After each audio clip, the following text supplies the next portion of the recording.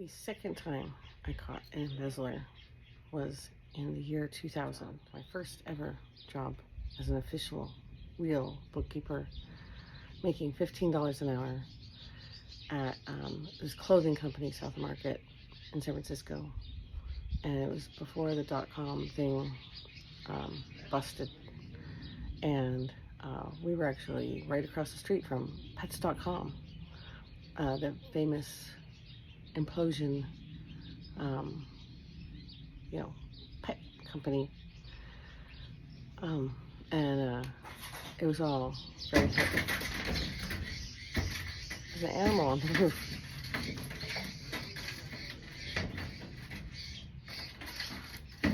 I don't know if it's a bird, a couple birds, a bird and a critter. Anyway, so it was the heyday of the .com thing. I worked for this clothing company. We did pre-production. We had a little storefront in the front of the, we were a basement company. And we had a little storefront in the front where every month we would have a party or get, tons of pizza from Extreme Pizza, and we'd get a bunch of $2 chuck, and sell clothes at the front of the store. And there's always Moby or U2 or other electronic music that I was unfamiliar with playing in the store, and there was always a ton of Nag Champa incense burning because just in case it started to smell like mildew, because it was a basement unit. We had this orange jacket that hung outside the store, and it was always there. That was kind of like our little sign. But anyway, my second day there, I was going to convert their books from QuickBooks to MYOB, which is the software that I used, that I preferred. And I hated QuickBooks. And this story is part of the reason why I hate QuickBooks a lot. So I kind of had to clean up the books before I could convert the software to MYOB. I had to make it sort of clean. And I kind of had to, the bank had already been reconciled. And in QuickBooks, I printed out the report and I sat there with different, like 5 different color highlighters. And so for each month, I would reconcile the bank account, highlighting every single item that had cleared the bank.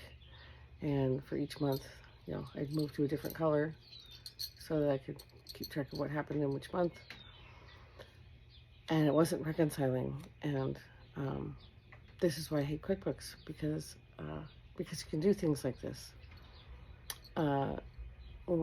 The previous bookkeeper, her name was John. When I was hired, they said that John, she was a great bookkeeper, but she was moving on to greener pastures. So they needed a new bookkeeper, and they hired me for the same rate.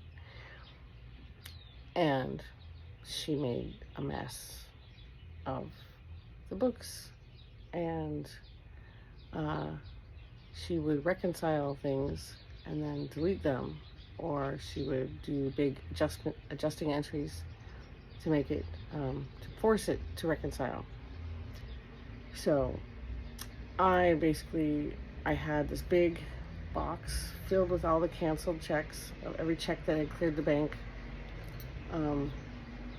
and bank statements, and this big long report out of QuickBooks with my highlighter. And my second day there, I was just like, this isn't matching up. And I was looking, and I see that there's like 3 checks, I think 1 or 2 in one month, and then 1 in the next month, and they weren't in QuickBooks, but they were on the bank statement. And I'm like, what? How? I'm like, how did she reconcile the bank without these checks going through? And so when I look at the report, the missing check report, it was these checks were just gone from QuickBooks, like deleted or voided. I think they were voided. And I'm like, oh, what checks are these? Like, how are they like entered, reconciled, and then deleted or voided? So I went through my big long box of all the canceled checks, and I see a check to John, and then I see the signature, and the owner of the company, he had a very distinct signature. And then I see on this check, it was a poor attempt at trying to forge his name. And well, long story short, turns out she was writing herself checks, forging them, and then when they cleared the bank, she would reconcile them and then delete them out of QuickBooks or void them, making them, effectively disappear from the books. And so I told the owner, I was like, you've got 5 checks here that she did. One was like just it was like $800. It was like a duplicate of her paycheck. She just kind of like wrote another one. And like altogether, it was probably like, I don't know, like $6,000. Maybe whatever, doesn't matter. It totaled like like $5,600 actually. I think it was the total amount that she stole. I had, I got all the records together. I got copies of the canceled checks and blah blah blah, and I had to re-enter them into QuickBooks. And we found a lawyer. And one thing that was good about this business owner is that, boy, was he petty and in all the right ways. So he, we submitted all the evidence to the lawyer, and of course this girl didn't have the money to pay it back. And so, we could have taken her to court and gotten a judgment and everything. But instead, my boss made a deal with her that, he wouldn't press charges or sue her or do anything. But he wanted her to pay it back at $5 a month until it's paid off.